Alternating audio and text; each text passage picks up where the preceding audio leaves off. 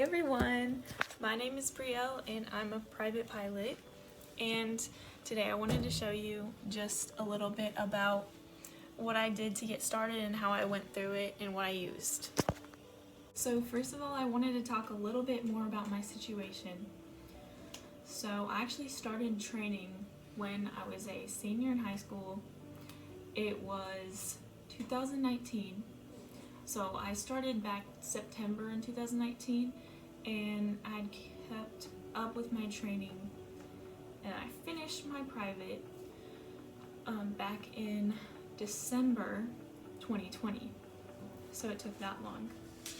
And currently, I am attending a university where I will obtain my ratings and certificates to work at an airline and be a commercial airline pilot. I also have another major, and I can talk about that in a separate video, but I'm a pro pilot major and a flight dispatch major. So here's a little bit about what I heard when I was getting started. I heard 3 things, and I never stopped hearing them until I was done, and you probably won't ever stop hearing these 3 things. So 1, solo, 2, check ride, and 3, written exam or knowledge exam. They call it different things. So when I first scheduled a time to talk with my new flight instructor and to talk about what to expect, what's it gonna be like, one of the very first things he said was, get the written out of the way. And now I know why.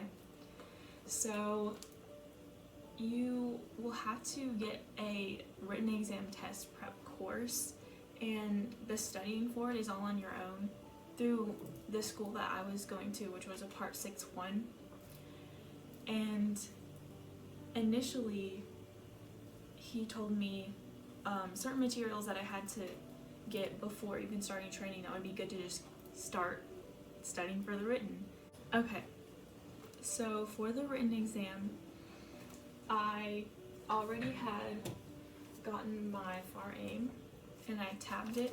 You will never stop using this. It's very important, and the tabs help you navigate through the book, which I very highly recommend tabbing it so you can become more familiar with it and you can easily flip to it whatever you need.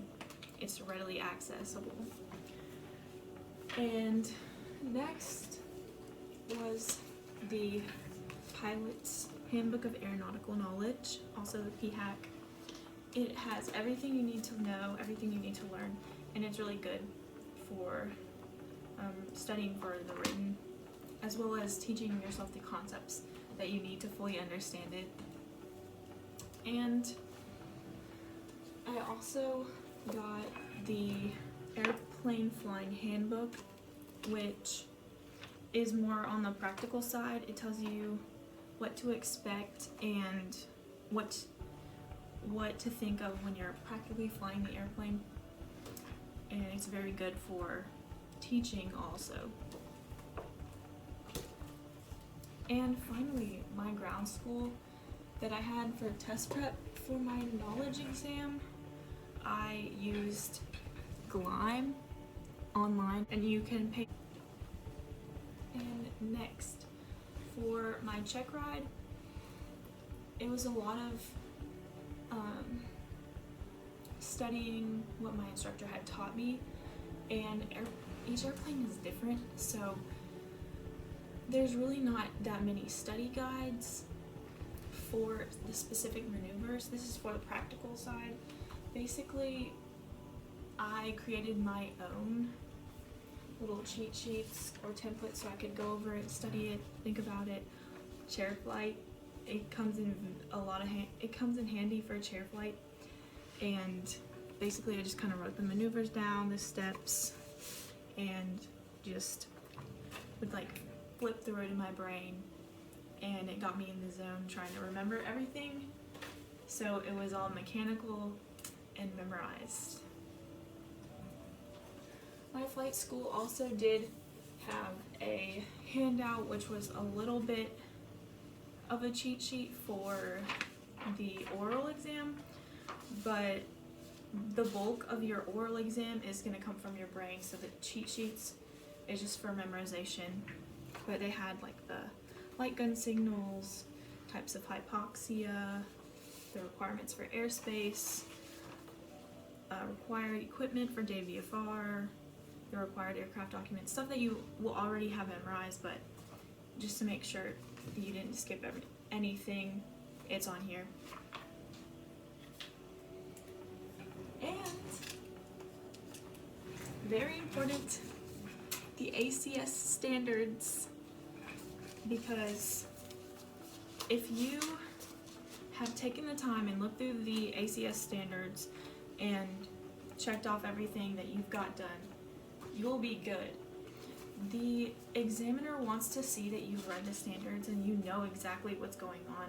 In my check ride, my examiner has asked me what were the standards, just so I knew exactly, because some people don't, and you can really show them you're prepared when you just start naming out the test standards and the requirements for each maneuver, so they know that you already know and they don't have to remind you, because that would be bad. And another helpful thing that I used were these flashcards for airspace. They're on the AOPA website and they're very helpful. Here they are. They're very helpful. And you can just buzz through them. You can also, I think you can also find some Quizlets with it. And the other things that I had to get for this were my plotter,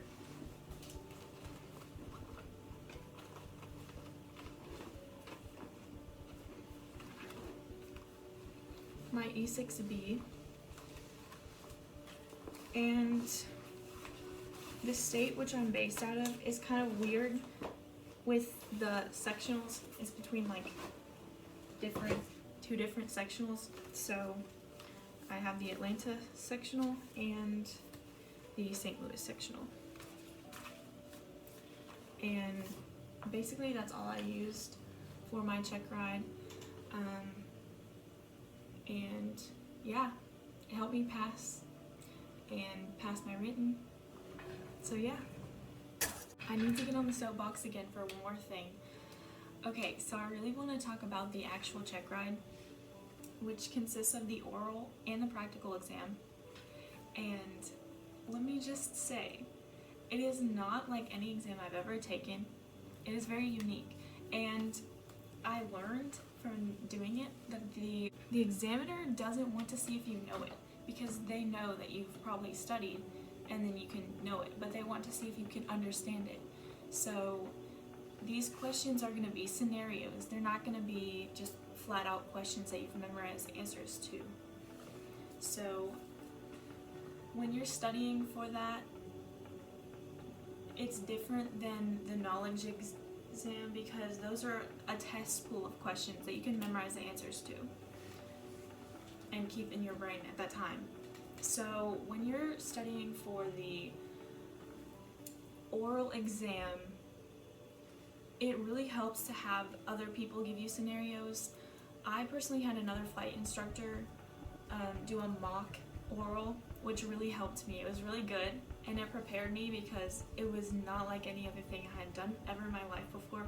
It was really fun, it was really interesting, but yeah, it's really about how you understand these concepts, how you can apply them to certain scenarios, because you never know what's going to happen when you're in the airplane, when something else goes wrong, or when a situation arises that you've never been trained for, or if you understand what's going on, then you can work through it and get through it. Also, the examiner isn't out to get you. I've heard so many other people say this. They're not out to get you. They are there to help you. Most times you will come out of a check ride learning something new, or learning something that you didn't know. So it's a really good learning experience as well as an exam. And that being said, good luck. If you're about to take a check ride or a knowledge exam, good luck. I'm rooting for you.